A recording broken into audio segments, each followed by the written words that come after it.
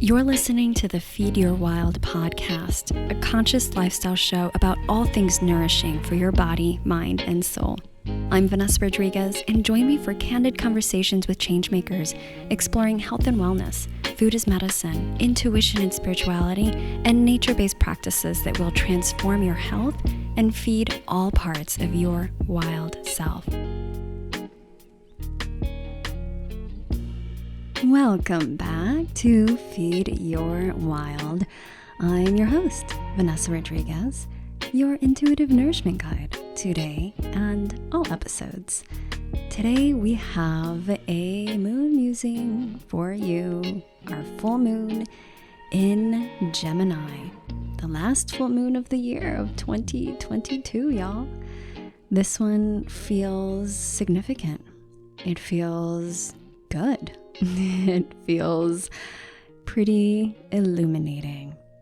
I have an overview of this moon, the cosmic forces, as well as an Akashic reading and a little tarot card pull that was guided by our guides for this collective reading. Before we get into this juicy moon musing, I have a few announcements. The first being that I just hosted a live Akashic Q&A, and that was for accepted applicants of the Wildly Intuitive Practitioner Pathway. The Wildly Intuitive Practitioner Pathway, for those who are not familiar, aka WIP, is a high-touch 6-month intuitive healing mentorship and practitioner mastermind for wild-hearted practitioners and healers looking to develop a truly holistic intuitive healing practice and bridge the spiritual and mystical with the scientific and practical in client healing work. So together we do a bunch of things, but primarily initiate into Akashic Records. So that's for your intuitive connection, deep self-healing, and unparalleled support for your clients and patients. You get to discover your unique intuitive gifts, break through blocks, limiting beliefs, fears, and programmings that have been holding you back. Channel an integrated body of work that synthesizes your innate gifts, experience, and wisdom, and design a unique, valuable, effective, and holistic intuitive healing practice that is transformative and truly divinely led. So this is an accelerated path, bi-weekly intuitive coaching calls, foundational intuitive healing training, personal growth curriculum, practitioner practicum circles, hands-on support from our team. It truly is the all-in-one if you want to get into alignment with your path as an intuitive healing practitioner. And it's for those that are all over the spectrum when it comes to practitioners and healing work. So beginner practitioners as well as seasoned healers like nurses, therapists, coaches, doctors, nutritionists, and those who are just ready to come out of that spiritual closet and to incorporate the intuitive arts and a spiritual approach to your work. And my, oh my, I did not expect that call to be as powerful as it became. I not only answered questions that so many of you sent in and pre-submitted, so we cover things like how to tap into your intuition and which practitioner type is this program really supportive for, and what to do when you're blocked and you feel disconnected or if you're, quote, not intuitive enough. We also do some live impromptu Akashic record readings for a few folks that hopped on that were able to show up live to the call. And they turned out to be so supportive. I think for everybody tuning into this call, there are so many lessons and ahas that we can glean from listening. And it's like taking an inside peek into our bi-weekly Akashic group Q&A calls that we have inside of the program, the Wildly Intuitive Practitioner Pathway. So if you are intrigued, interested in any way, and you have not applied yet, I encourage you to do so because I am sharing a replay of this Akashic Q&A call. And there are some profound insights that I know you will resonate with and you will receive by just tuning into that. By applying, and if you're accepted, you also get access to my private training all on how to create an intuitive healing practice that is not only transformative, but one that you actually love. So go to wildlyrooted.com/apply. That'll take you there, or click any of the links below that indicate the application form. I cannot wait to receive yours. And speaking of which, the deadline to apply for this year of 2022, the last intake is December 15th. So make sure you get those in. And there's a couple of bonuses and incentives for you to do so before next year. The first being that if you apply and you are accepted and enroll, you not only get immediate access to everything, including the bonuses that I have, which are 2 full, complete bonus programs, the Feed Your Wild Gut and Feed Your Wild Voice. You get access to those immediately. Your sign-on date, so the date that is your official start date, I actually set that for January 2nd. So that means that you get weeks of gifted access. So that is my gift for all of you this holiday season if you choose to step in right now.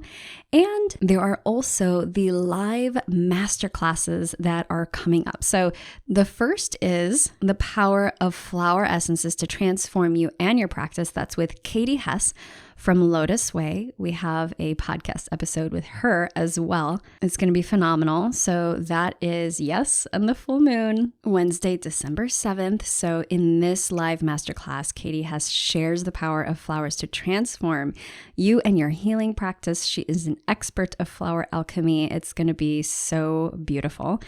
We're also having a special winter solstice ceremony with Megan Liebman, all on slow medicine. So in this live ceremony masterclass, Megan and I will co-lead in a nourishing winter solstice ceremony, and Megan's going to guide us through core principles of slow medicine for radical healing. So critical, especially when it comes to regulating our nervous systems. So that's going to happen on the solstice, Wednesday, December 21st. And we are having another live masterclass the first week of January, January 6th, Friday. And yes, that's the Cancer full moon. And that is going to be with Natalie Ross from Earth Speak, all on trauma-informed magical marketing. It's going to be an awesome workshop. She's going to walk us through the fundamentals of trauma-informed marketing for healers and conscious entrepreneurs so you can grow your business, help more people, and increase your sales without sacrificing your integrity. Natalie is amazing. We have an episode with her as well. I love her podcast, Earth Speak, if you have not tuned into that. So that's going to be a super juicy workshop with her too. If you want to get in on these live, which I highly recommend you do, then go ahead and fill out that application and see if it's a good fit.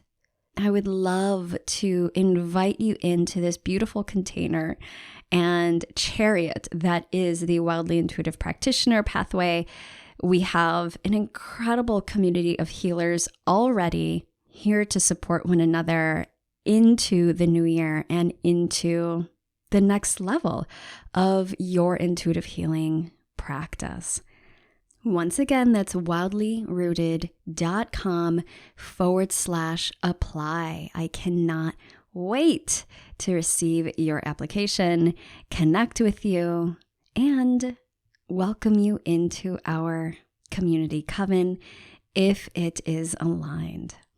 All right, so let's get into this moon, shall we?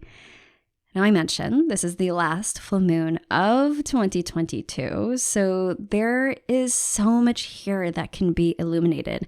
And I highly encourage you to check out your personal natal chart, your astrological chart, and look at where this full moon, which falls at 16 degrees of Gemini, falls in your chart. So which house? This can really indicate the area in your life that something will be illuminated, right? And a lot of what I'm going to be talking about in terms of energetics and influences, it can be related to that particular area of your life. So this is one way that we can look at how these lunations and astrological configurations impact us in our day-to-day life. So this full moon falling in the sign of the twins of Gemini on December 7th or 8th, depending on where you are in the world, this one carries a bit of heat. It's a bit charged as well, right? So it's not as crazy intense as the eclipse, as especially that blood moon eclipse that we had,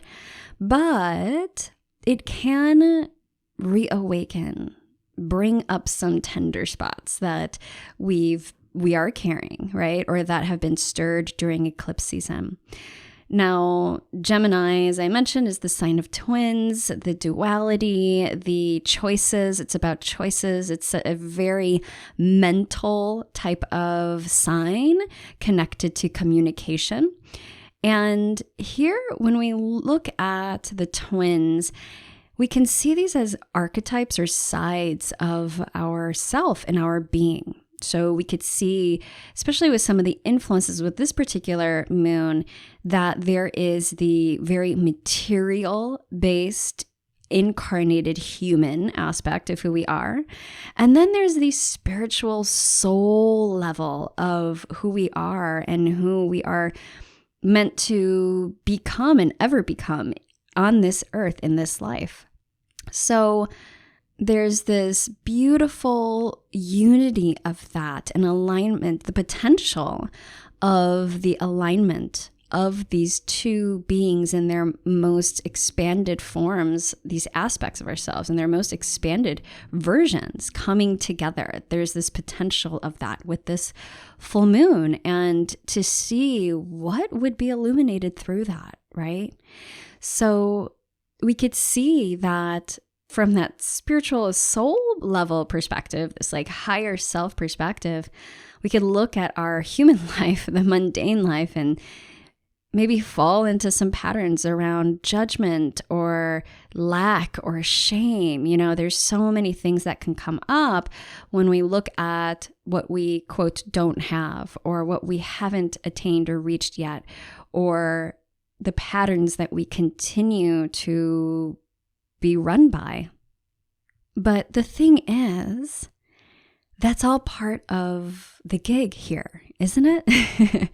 Of being here on earth and materialized, is to experience the contractions, the crunchiness, the waves, and the density, that heaviness of the material realm that we don't get to experience as a disembodied soul.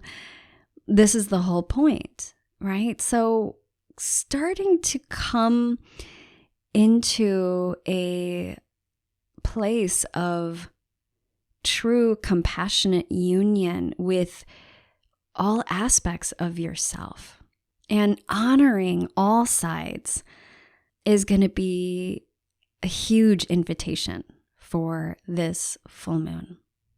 Now, I mentioned there's some heated energy here that is mostly connected to Mars. So Mars is sitting right next to our moon for this lunation, and Mars, which is currently retrograde, Mars really amplifies action and motivation and energy. When retrograde, we could see that there might be some reassessment, going back and going over maybe information or facts that we've learned or received, choices that we have made in the past, actions we might have taken in the past. We're sort of reassessing all of these things. And we can also feel somewhat challenged to put into question some of these motivations and these actions, and to really reconsider, perhaps from that soul perspective, what would be most in alignment for us in our choices, in our actions, where we are spending our energy. Mars in Gemini, so this is really connected to bringing in that heated and action-oriented energy to the mind and the mental process and thoughts. It can get us a little scattered brain. It can divert us in some ways.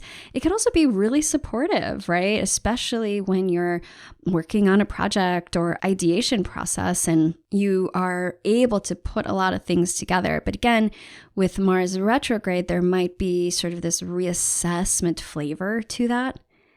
And we just want to make sure that we're not spinning our wheels and kind of getting obsessed or going over the same things and not truly moving forward.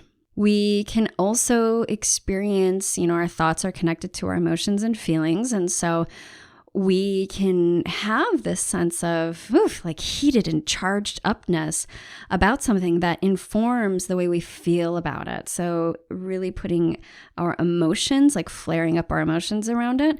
So it might be challenging in this time to keep ourselves, our mental thoughts, our emotions and feelings in a dynamic balance because of this charging, heated energy. There might be anger here that wants to come out.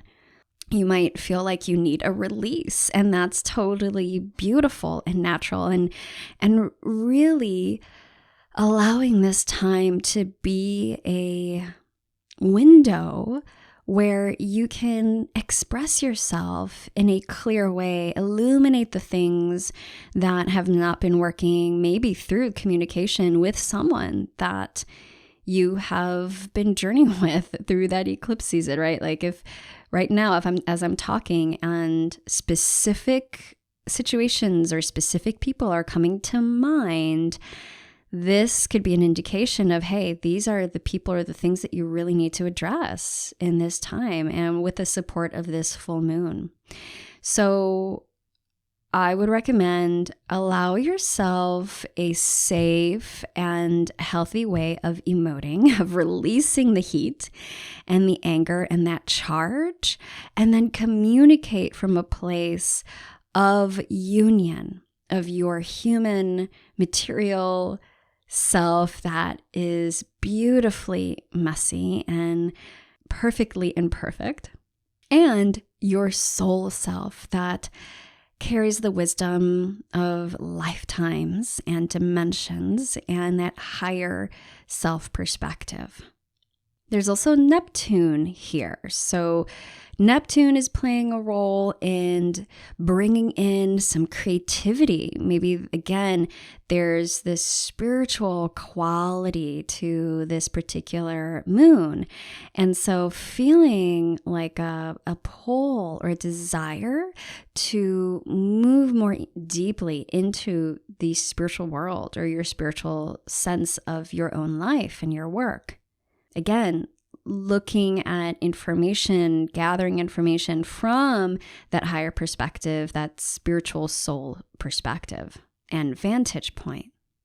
Neptune is it could be seen as the planet of intuition. So you might be receiving a lot in this full moon, which often we do with these lunations.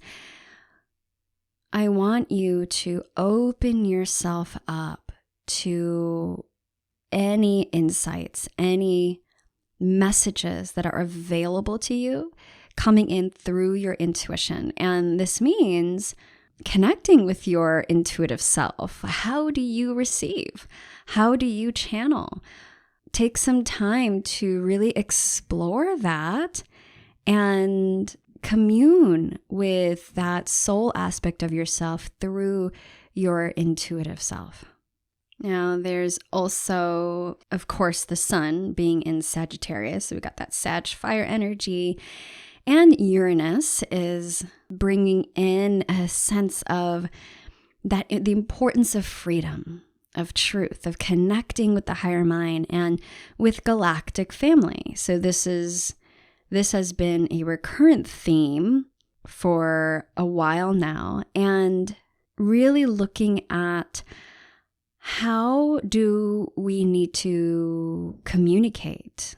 How do we need to commune with our higher mind and our consciousness, our unconscious and our waking conscious? How can we interrelate with the people around us, with our loved ones, with our family, with our community, with our clients or those that we are here to support? How can we do all of that in a way that allows for us to experience freedom and truth? And what does freedom mean for you? What does that feel like and look like in your life? And how does truth feel for you? You know, I think that there's these truths that we tell ourselves, but is it really our core truth with a capital T? And then there's our collective truths and universal truths and natural laws, the laws of nature, and being in harmony with all of that. So looking at when we guide ourselves in choice making, are we in harmony with all of that, with who we are, with our connection to nature and natural law? Are we in sacred reciprocity? Can we allow that to be our guiding principles as we move forward in our thinking and our choice making? If we did, obviously we'd be in a much better place than we are now on a collective level, and maybe for many of us on a personal level as well. But this is the path, right? The path of discovery and learning and awakening and reclamation ultimately. So I see this full moon in Gemini as a big old invitation to connect with all aspects of yourself, to support your ability to communicate your truth, to know your truth, and to be with your mental capacities and your intuitive capacities in a really harmonious way. Gemini is ruled by Mercury. Mercury being the god, the messenger god. So the god that can traverse worlds, the material world and the God world. Mercury is also very much connected to the mind, to communication, to the nervous system.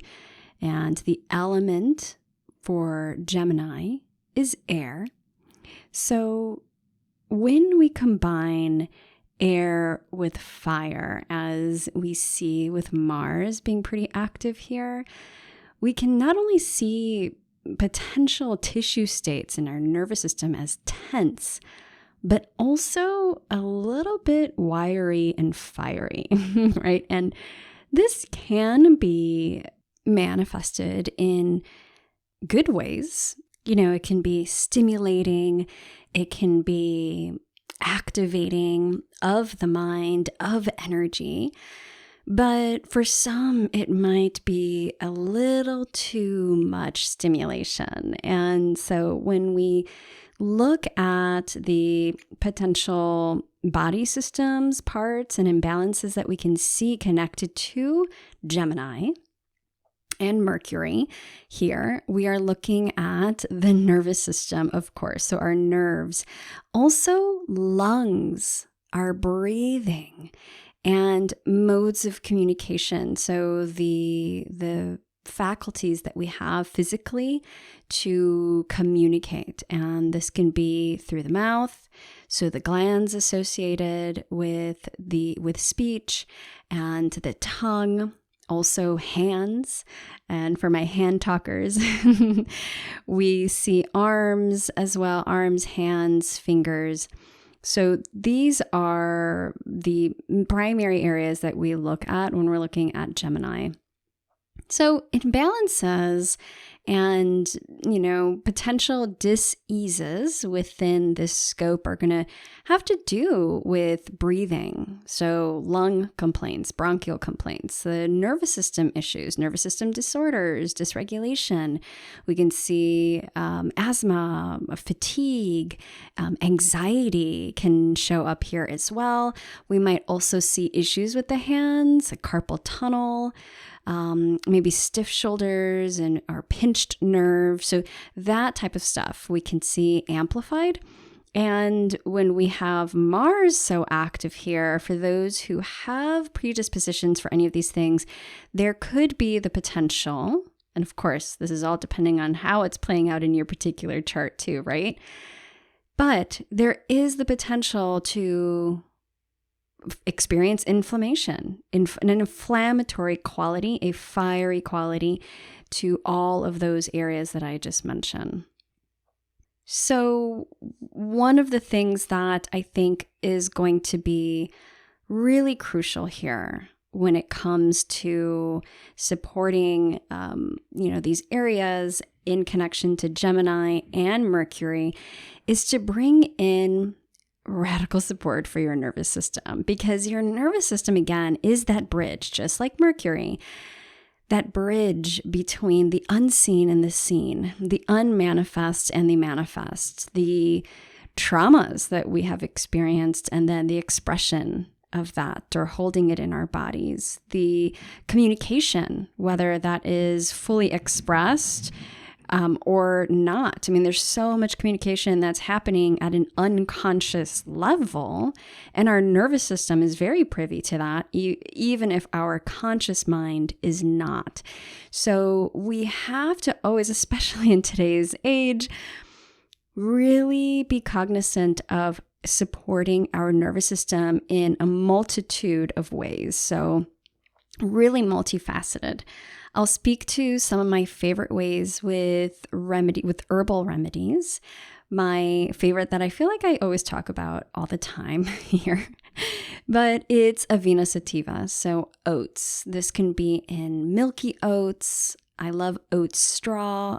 Milky oats you can take as a tincture.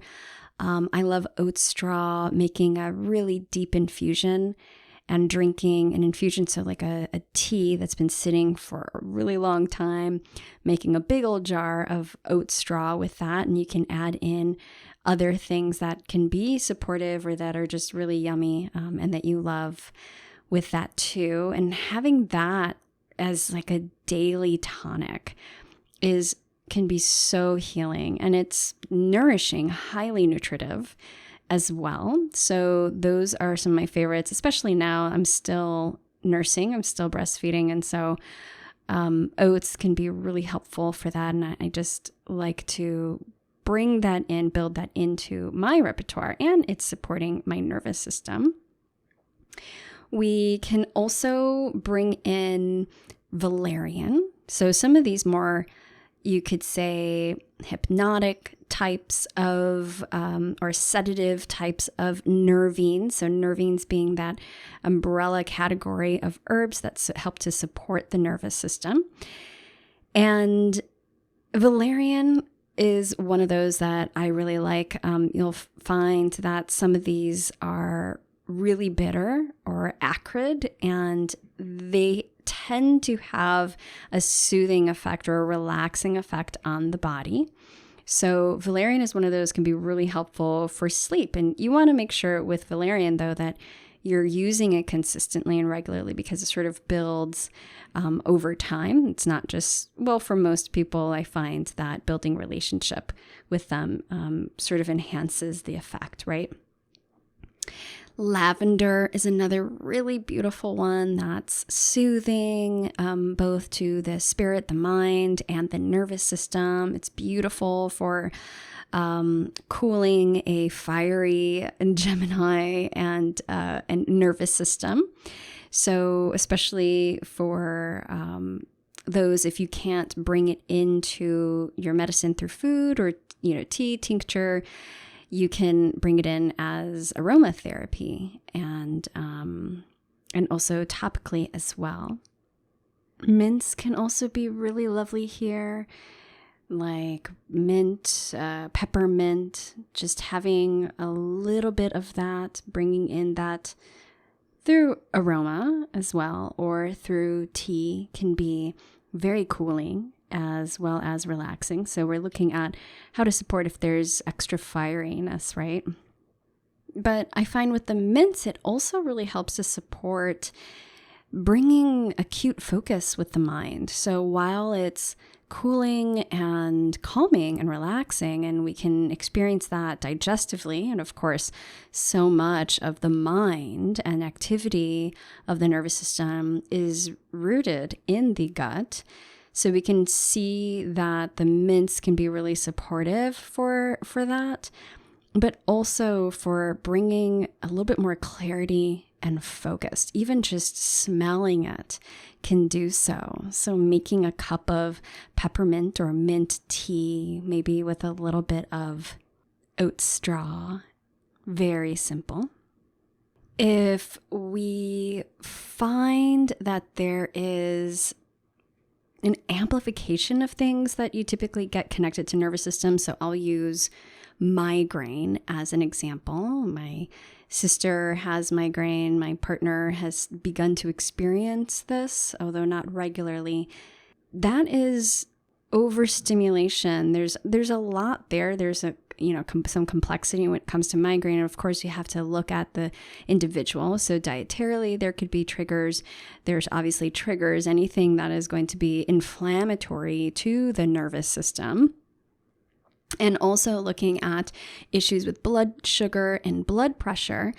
But we want to bring in something that is really supportive for anxiety, stress. It's anti-inflammatory and has an affinity for the brain and the nervous system. So one of my favorites for that is Brahmi, Bacopa monnieri.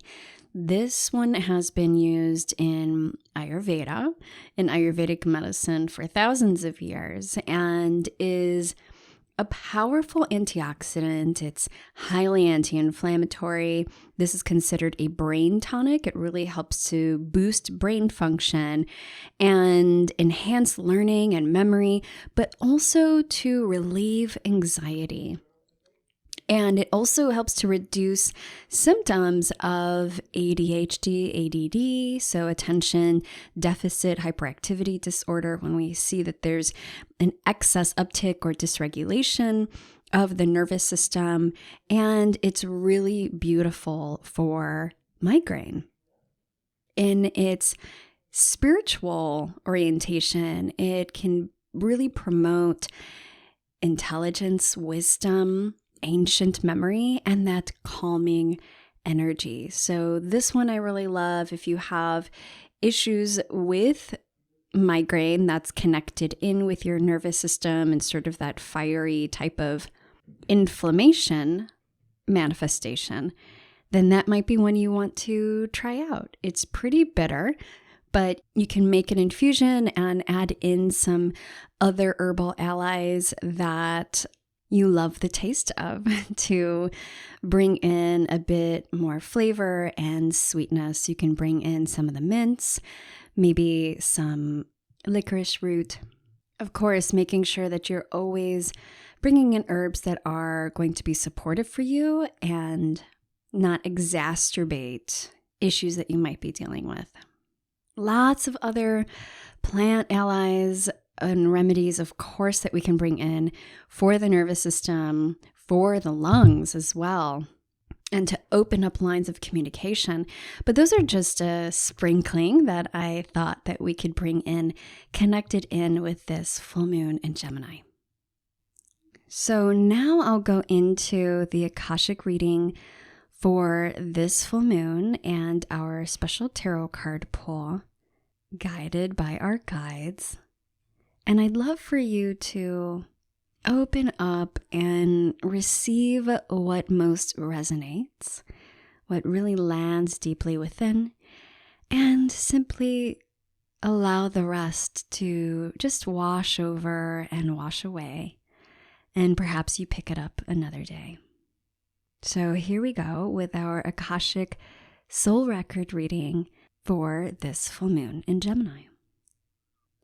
This or that, how does one know? Follow the bow and arrow, the way the flame of a lit candle blows, the winds will show the way forward and where to go.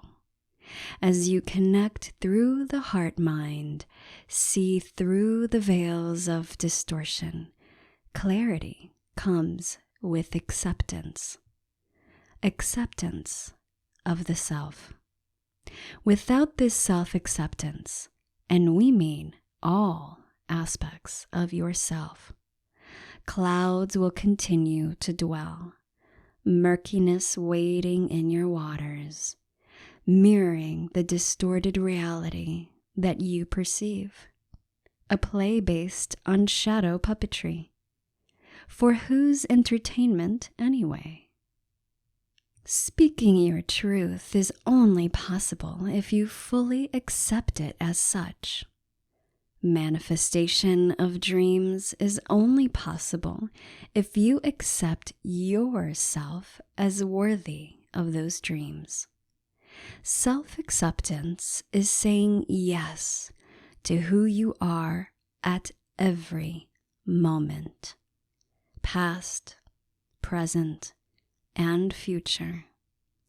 It is receiving your misdeeds, missteps, and sins with grace, and moving forward with compassion for the weariness within. Beauty comes in all forms, and when expressed in true authenticity, without ties or strings, without duties or performance, without meaning-making or agendas, but through pure intent and will, it softens the hardest of stones, a salve for wounds deemed wretched, for it restores the lost note, guiding it back into harmonious melody with the universe. My, how sweet that sounds. And that was the end of our short little reading, short and sweet indeed. And at that point, our guides asked for me to pull a tarot card. So as I did, I pulled the Knight of Wands, and I couldn't help myself but chuckle. The Knight of Wands, when we look at it energetically, is air and fire. So this is mutable fire. Here we have Sagittarius, of course. We're getting Sag Knight of Wands in Sag season. So this particular night, and nights are so often about movement and a quality of movement. This particular night says, be yourself. It's really like, be your absolute, amazing, unique self in all of your glory.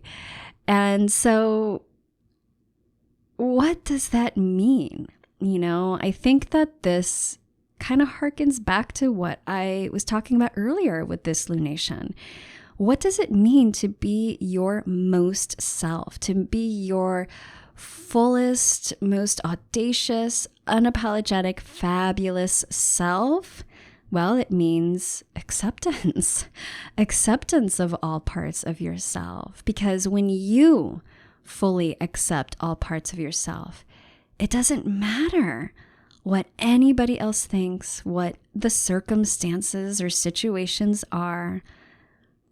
You get to be.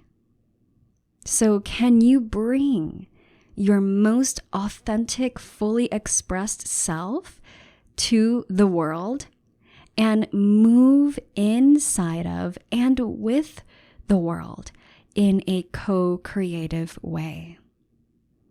Isn't that how we're meant to live life anyway? So it does take fire. And guess what? We have some of that fire with us with this lunation with Mars. Can you feel it? Can you take advantage of that fire, of the Sag fire, of this Mars fire, to tend to that inner flame that we've been talking about, that pilot light, and to put a little fire under your butt, so to speak, to put yourself out there, to step out of the closet. I talk about with WIP, with Wildly Intuitive Practitioner Pathway, like stepping out of that spiritual closet. Well, what closet are you in? Or have you been in? Or do you tend to go back into once in a while, or dip your toes in even, just to know that there's this, what used to be a safe space for you perhaps, because all closets are in a way hiding something that is important or precious or vulnerable, right? Can you be yourself? And what are the impediments to that? What are the obstacles and challenges? Where is the compare and despair? How does that show up in your life? Maybe it's by scrolling Instagram and it insidiously comes up time and time again. So that can be an indication, especially with social media technology, looking at Gemini. Let's take a little break from that for now. And how can you tap into the qualities that I was speaking to earlier in a way that doesn't ambush you, but instead creates fertile soil for you to build confidence and clarity around who you are or how you want to live your life? Are you hiding? Are you hiding in any part of your life? So with WIP, we're talking about your gifts, hiding the calling as an intuitive healer that you're meant to be. But there's so many other ways that we hide, of course, right? So taking a look at, what am I hiding about myself? What do I hide to potentially protect others? What do I hide to protect myself? What do I hide because I deem it not worthy enough, or I feel shame around it? Is it time for it to be unearthed, to be seen, even if it's not by the rest of the world, but seen truly by you and anyone else that matters? So can you really allow yourself to be seen, however you are? Full acceptance of who you are and who you are being right now, and in all moments, past, present, future. It's all enough. You're already enough. And perhaps it's more about having a reflection that mirrors that back to you in true Gemini fashion. So connect with those mirrors. And I would recommend the mirrors that are supportive and loving. It could be an actual mirror, and you could do some mirror work with this full moon. But it can also be those that feel activating and triggering, those mirrors that bring up something that feels uncomfortable. That can also be a place of healing here and an invitation for you to go deeper. So be with these questions. Open yourself up to embodying the Knight of Wands with their staff and riding a stag. Unapologetic, riding that air and fire energy, mutable and adaptable, supported by Mars and the moon, and taking a look at how to bring true loving union of all aspects of yourself for that full acceptance. I would love to hear from you how this is showing up in your life. How are you receiving this Akashic record reading? If it's supporting you in any way. The best way to support the podcast through that is by leaving a rating and review. If this episode or any episode has supported you in some way, and you could do that on Apple Podcasts.